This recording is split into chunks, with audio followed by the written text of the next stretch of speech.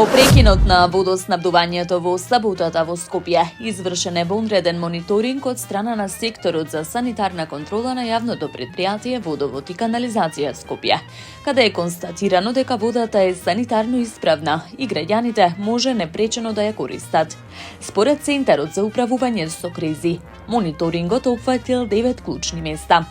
Автокоманда, Сингелиќ, Маџари, Новолисиче, Центар, Драчево, Пржино, Ѓурче Петров и Карпош, од каде биле земени примероци од водата за пиење, кои потоа биле физичко, хемиско и микробиолошко лабораториски тестирани.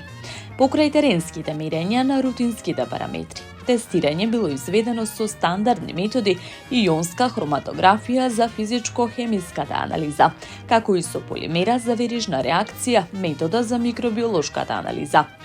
Според добиените резултати, сите примероци физичко-хемиски и микробиолошки се во согласност со правилникот за барање за безбедност и квалитет на водата за пиење,